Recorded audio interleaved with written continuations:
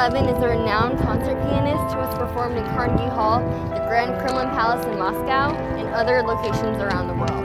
His talent developed at a young age and grew into the incredible ability that he demonstrates at his concerts today. He grew up here in Clayton, North Carolina, and frequently visits the town of his roots. In this documentary, we invite you to explore aspects of his life and motivation that allowed him to impact so many people through music.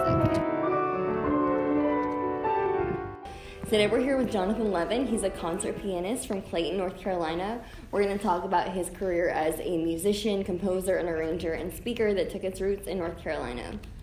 So can you tell us how music has affected your life from childhood to today? Well, so I grew up in this area, in the Clayton area. Okay. And I didn't start playing until I was about 8 years old. And that's kind of a little bit late for most professional classical musicians. You know, most people have it had it beat into them from the time they're 4 or 5.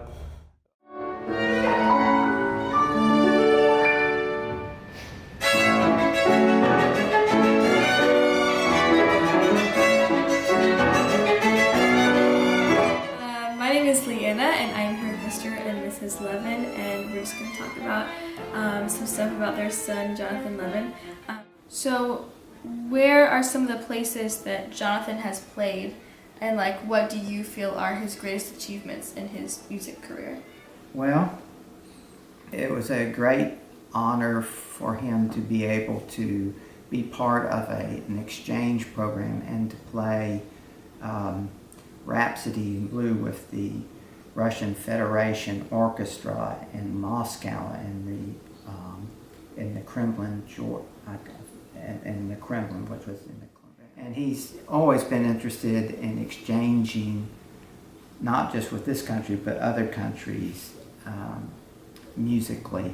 And so, for example, he'll be going to Germany this coming year and doing a series of concerts in Germany.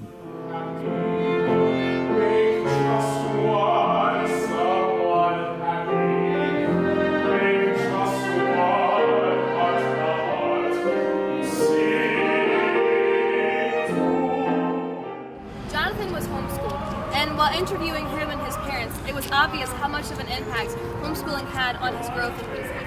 The Levin family was one of the first in North Carolina to homeschool, and they were involved in the court case that legalized homeschooling in North Carolina.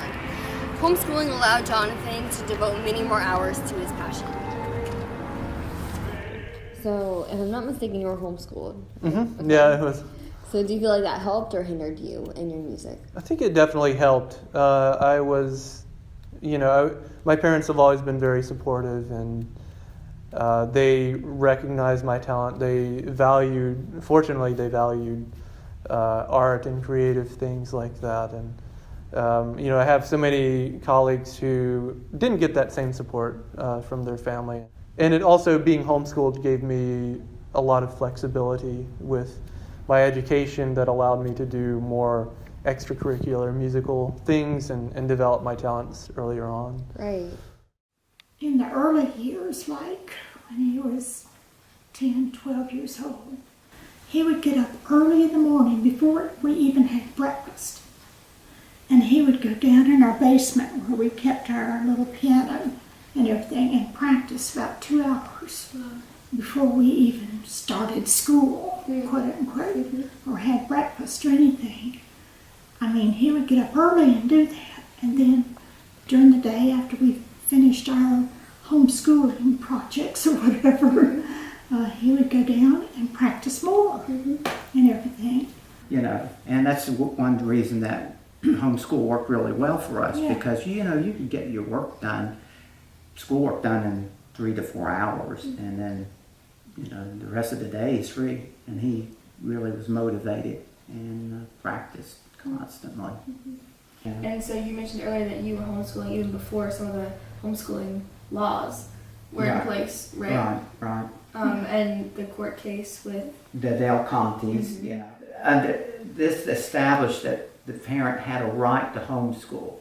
And so what we did as homeschoolers immediately did was that we petitioned, we wanted it codified in a law it had to be codified in the law. And we have one of the best homeschooling laws in the nation, the most flexible and the least restrictive. And that came out of the fact that we understood after the Del Conte's case settled that homeschooling was legal, it was a parent right. We wanted it codified. And so that's how, and this was again where the North Carolina Home Educators organization was born out of this law.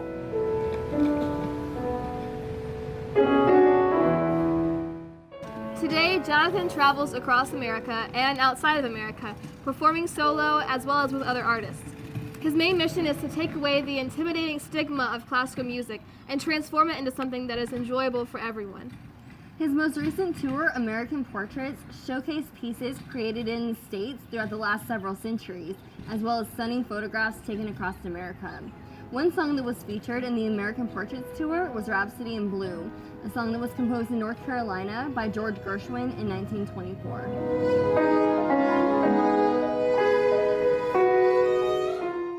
In the early stages of this documentary, we had planned to just focus solely on Johnathan and his musical career.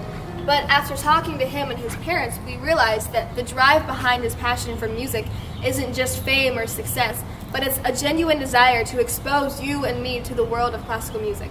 That overarching goal is so much bigger than the desire for fame that pushes so many people, and it's inspired us to turn our focus to the community as well. Several years ago, Johnathan became inspired to give back to Clayton, the town where he found his talent.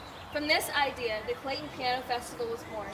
The Clayton Piano Festival happens every year. It's a series of concerts that allows pianists from across the nation to showcase their talents. Johnathan frequently performs in these concerts, but he also gives other pianists a chance to showcase their abilities. As a part of the Clayton Piano Festival, recently, Johnathan hosted a Valentine's Day Gala on February 14th. So you mentioned the Clayton Piano Festival and your motivation for doing that. So what do you feel is the best thing about that?